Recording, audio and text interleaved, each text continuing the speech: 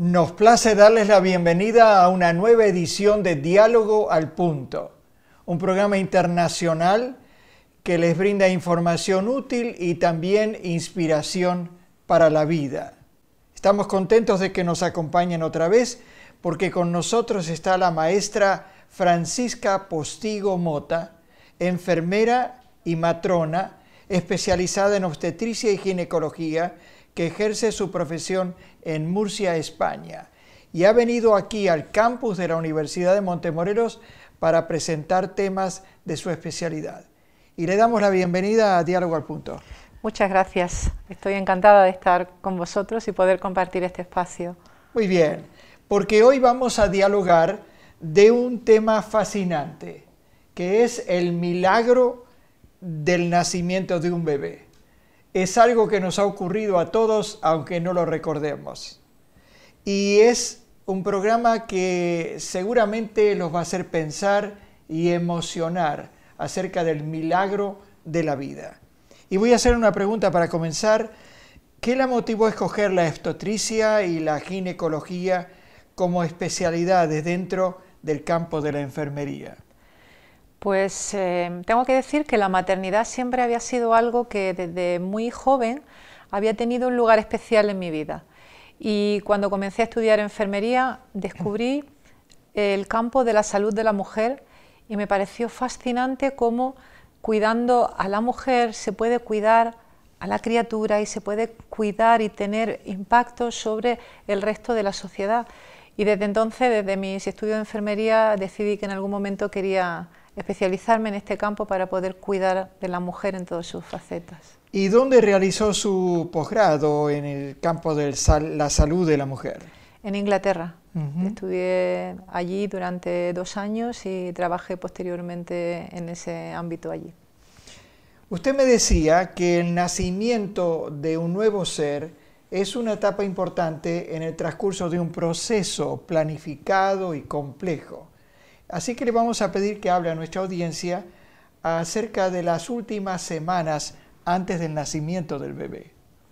Las últimas semanas antes del nacimiento del bebé es casi como una fábrica que estuviera en plena ebullición. Ahí todos los órganos están en funcionamiento, preparándose para un evento que de alguna manera genéticamente reconocen como cercano y empiezan a haber cambios en el organismo de la mamá que ya vienen sucediendo desde el inicio del embarazo, pero que al final del embarazo se convierten en algo mucho más evidente y van encaminados hacia un fin. Una cosa que decía mi esposa cuando estaba embarazada de nuestros 2 hijos es que ella identificaba ya diferencias cuando los bebés estaban en el seno de la madre. A ver, explíquenos eso. ¿Cómo se va relacionando la madre con este ser que van a nacer? Pues es muy curioso porque las mamás al principio del embarazo, que aún no perciben nada, tienen una sensación de fantasía de un bebé que es algo incierto. Pero hay un momento en el que el bebé comienza a dar patadas, la mamá siente esos movimientos, incluso antes de que el papá pueda sentirlo desde fuera, y empieza una relación de amor, y empieza una comunicación entre esa madre y ese bebé, porque las patadas del bebé consiguen que el organismo de la madre fabrique una hormona muy importante, que es la oxitocina, que empieza ya a generar los vínculos entre ella y su bebé. Y ahí es cuando comienza el relato de, este bebé va a ser muy movido, es muy tranquilo, por las tardes duerme, por la mañana, y empiezan a contarte cómo ese bebé, la vida que tiene ese bebé dentro de su útero. Es muy interesante ver cómo además cada madre cuenta de cada bebé como alguien diferente y tiende a compararlo con el anterior que tuvo para hacer una diferencia. De alguna manera yo creo que es la forma de ir conectando con ese nuevo ser que va a tener nuevas necesidades y empiezan ya desde dentro. Qué lindo. ¿Y qué empieza a ocurrir en el cuerpo de la madre ahora, siguiendo esa primera relación al acercarse el momento del nacimiento? Creo que tenemos una imagen aquí. La mamá, en el cuerpo de la mamá empiezan a haber una serie de cambios que en principio son bioquímicos, son hormonales, aumenta los estrógenos, disminuye la progesterona. Son palabras que pueden sonar un poco técnicas, pero que vienen a decirnos que empieza a haber una cascada de hormonas. A la vez el bebé, según va creciendo, distiende mucho el órgano, el útero, y eso hace que según se vaya distendiendo empiezan a aparecer receptores para esa hormona específica en el cuerpo del útero. Todo esto, resumiendo, lo que viene a hacer es que favorece la aparición de contracciones uterinas. Es como si todo el engranaje se estuviera preparando para que cuando se diera la señal comenzara a producirse las contracciones necesarias. ¿Y qué sucede en el organismo del bebé que está por nacer también? Muy interesante, porque hasta ahora, hasta hace pocos años, se pensaba que el bebé era un objeto pasivo en el parto, y se ha visto que no, que tiene un papel muy activo en el funcionamiento del parto. Según se acerca al final y los pulmones del bebé maduran, lanzan de alguna manera una señal bioquímica a la sangre que llega desde la placenta hasta el cerebro de la madre, y desde ahí se comienza a fabricar también otras hormonas maternas que van de nuevo encaminadas a producir contracciones uterinas. Es decir, que el bebé es el que parece ser que da la señal de que ya está listo.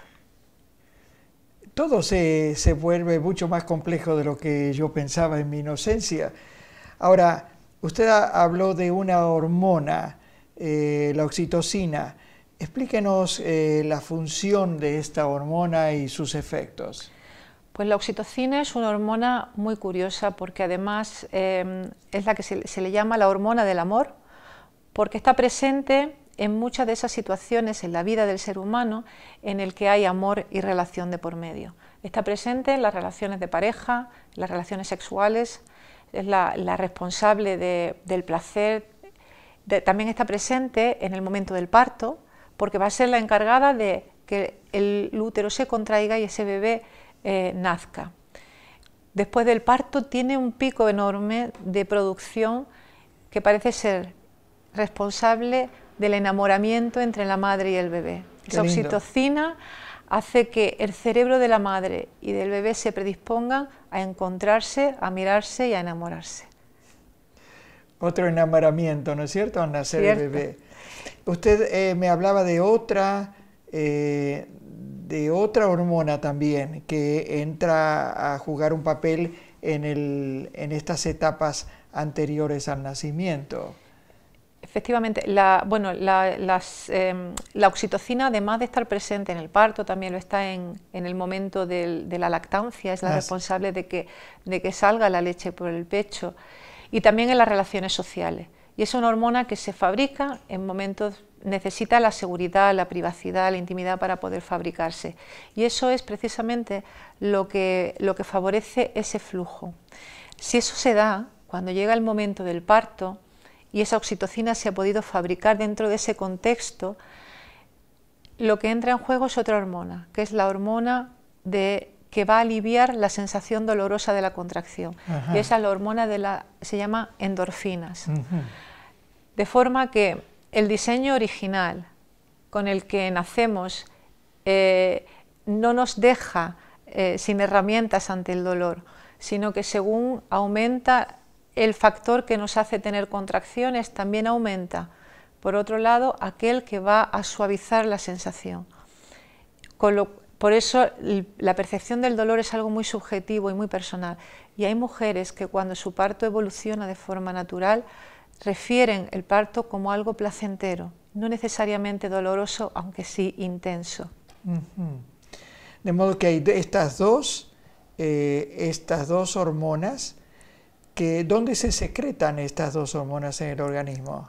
Pues se secretan en el hipotálamo, que es una glándula muy pequeñita, pero que está muy unida a la hipófisis y está en una parte del cerebro muy protegida. Se llama la silla turca, donde se encuentra esta glándula, y es muy importante porque regula muchas de las funciones hormonales de nuestro organismo.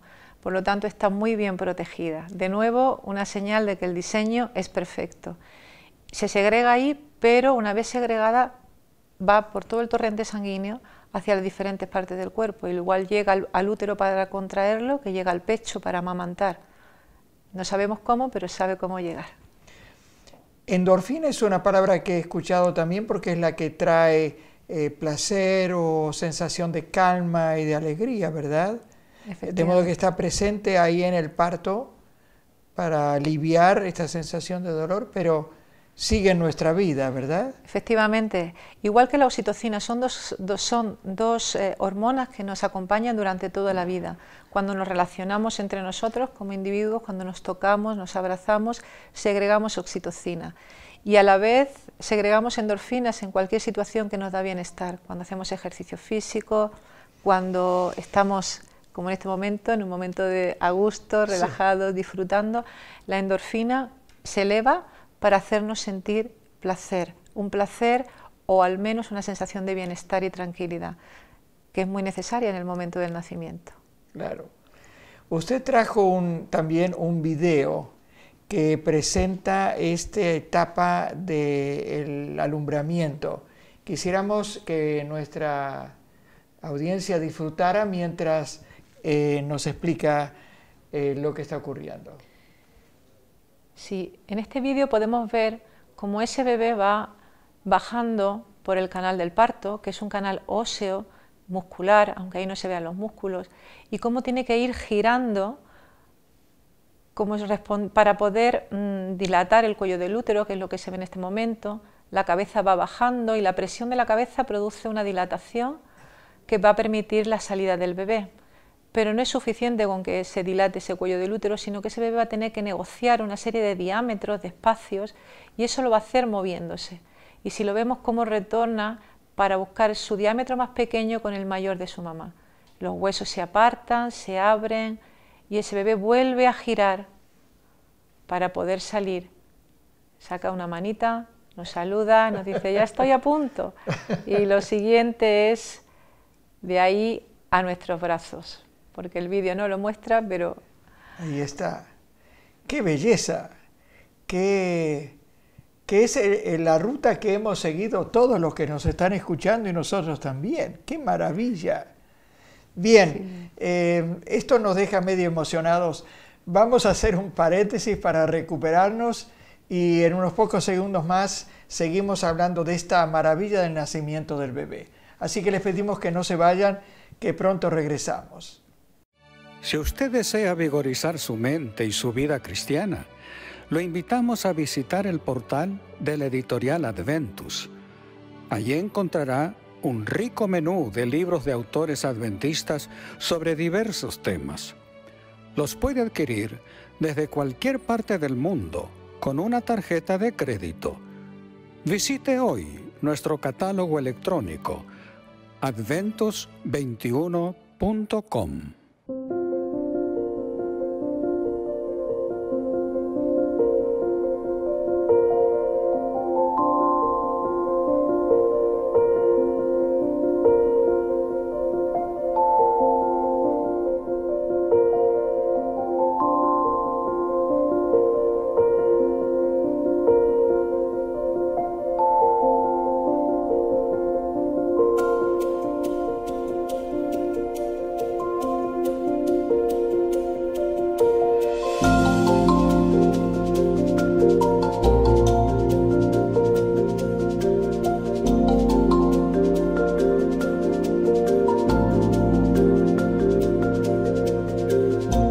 Porque educamos para esta vida y más allá. Universidad de Montemorelos, la experiencia del conocimiento. Continuamos nuestro diálogo con la maestra Postigo Mota acerca de este milagro del nacimiento, la experiencia que hemos tenido todos y de la que no tenemos siquiera idea de lo que ha pasado, pero que es un milagro, no hay duda. Háblenos acerca de lo primero que experimenta el bebé recién nacido al llegar a este mundo. Pues lo primero que experimenta, y casi lo podemos ver en la fotografía, es una sensación de extrañeza ante un mundo que es muy diferente al que vivía dentro del útero. Este bebé, cuando sale, tiene que expandir sus pulmones, permitir que empiece a funcionar un órgano que previamente no funcionaba cuando estaba en el vientre materno. Y esa sensación de estar en un mundo extraño se atenúa en el momento en el que entra en contacto con la piel de su mamá. Si observamos cualquier nacimiento veremos que hay bebés que nacen con cordones umbilicales muy largos, otros más cortos, pero ninguno es suficientemente corto como para que no pueda ponerse sobre el pecho de su madre. Y es que en el diseño original debía estar escrito que ese es el lugar donde puede volver a reencontrarse con las sensaciones que tenía dentro, la seguridad, el calor, la proximidad de su mamá y la sensación de estar en el lugar donde nada malo puede pasarle. Y es curioso ver cómo ese bebé que nace y su expresión puede ser un poco de estrés, de encontrarse de nuevo con un mundo diferente, en el momento en que se le pone el pecho materno, su respiración se acompasa, su ritmo cardíaco se iguala o se asemeja al de la mamá, su temperatura corporal se regula y entra en un periodo de enamoramiento con su mamá y empieza y veis cómo se tranquiliza y cómo poco a poco entra en sensación de seguridad. Esta foto, ¿cuánto tiempo ha pasado desde que nació este bebé? Ahí tiene apenas 1 minuto de vida. Ese bebé ha pasado directamente, ha tenido la inmensa suerte de pasar directamente del vientre de su madre al pecho de su madre, en contacto directo con ella. Qué lindo. Ahora, usted es una cristiana de convicciones bíblicas, ha venido estudiando y ha estado en torno de decenas de partos. ¿Qué piensa usted acerca de este complejo y delicado proceso? Usted ha usado la palabra diseño más de una vez. ¿Qué piensa usted de esto? Pues a mí es que no deja de fascinarme cada vez que me acerco a este complejo entramado de hormonas y mecanismos fisiológicos que se dan de una forma tan natural y tan frecuente, es decir, en cada mujer, que te hace pensar que debe venir escrito en algún sitio. Se me antoja que se puede parecer a lo que fuera una orquesta sinfónica, donde hay muchos instrumentos que si suenan dispares, si suenan por su propia voluntad, solo harían ruido, pero que cuando siguen las instrucciones de un director de orquesta terminan produciendo una música con la que podemos deleitarnos. Y eso es lo que a mí me inspira el proceso del parto, como si hubiera una partitura escrita en el que cada músico sabe dónde hacer el silencio y dónde comenzar a tocar. Cuando uno como creyente retrocede al Génesis, con el comienzo de la creación de la vida sobre este planeta, uno se tropieza con un pasaje que nos preocupa, porque después que Adán y Eva desobedecieron el plan original de Dios y estaban a punto de ser expulsados de este lugar tan perfecto y bonito, Dios le dirige a Eva y después a Adán palabras que lo dejan a uno pensando. Dice allí el texto, si lo podemos ver: aumentaré tus dolores cuando tengas hijos y con dolor los darás a luz. Usted ha estudiado este pasaje como matrona y también como cristiana y ha visto la experiencia, la ha vivido usted misma. ¿Cómo podemos entender este pasaje, particularmente si vamos al original hebreo? Pues sí, este pasaje es muy interesante porque siempre lo hemos visto a la luz de la palabra traducida como dolor, que nos daba la impresión de que fuera un sufrimiento, el parto como sufrimiento. Sin embargo, cuando vamos al original, la palabra etze, que es la que se traduce como dolor, según el contexto, puede significar cosas como trabajo, fatiga o labor con recompensa. Y yo me quedo con esta última porque me parece tan rica. Toda mujer que haya dado a luz sabe que esto define muy bien lo que significa dar a luz. Etimológicamente tiene que ver con fabricar algo con un coste muy alto, con mucho esfuerzo. Y se entiende que produce un cansancio tal que puede llegar a producir el dolor. Es lo que quiere decir este texto. Y normalmente se corresponde con algo que es muy valioso. A mayor coste personal, parece decir esta palabra en hebreo, mayor valor se le otorga. Y desde este contexto me resulta muchísimo más fácil entender que en el diseño original Dios no ha dejado ningún fleco suelto. De hecho, nos provee con la endorfina, que lo que hace es atenuar esa sensación. Y supongo que cuando en este texto lo que el Señor, lo que nos viene a decir es que el parto va a ser algo que va a ser un esfuerzo, que va a tener un coste alto, que va a tener una recompensa que va a estar al mismo nivel que ese coste, o muy por encima. ¿Y por qué no? Ya esto quizás es cosecha mía, y es que quizás sea una forma de hacernos entender el coste de Dios en una creación que en un momento determinado le falla. Quizás y que le duele un poco. Y también. Que le duele también. O mucho. Yo creo que mucho. Sí.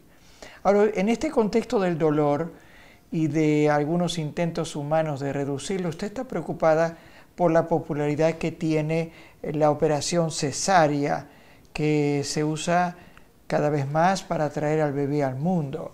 Explíquenos esto.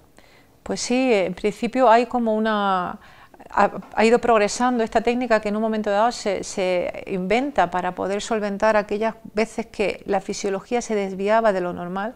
Se ha llegado a convertir en una norma en muchos lugares. Si vemos el mapa en el que podemos observar en azul clarito está lo que la Organización Mundial de la Salud recomienda como aceptable, que es una proporción entre el 10 o el 15% de cesárea.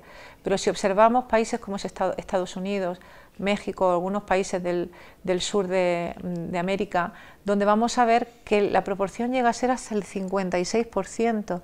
Y eso es tanto como asumir que la mitad de la población humana ha fracasado en su diseño original.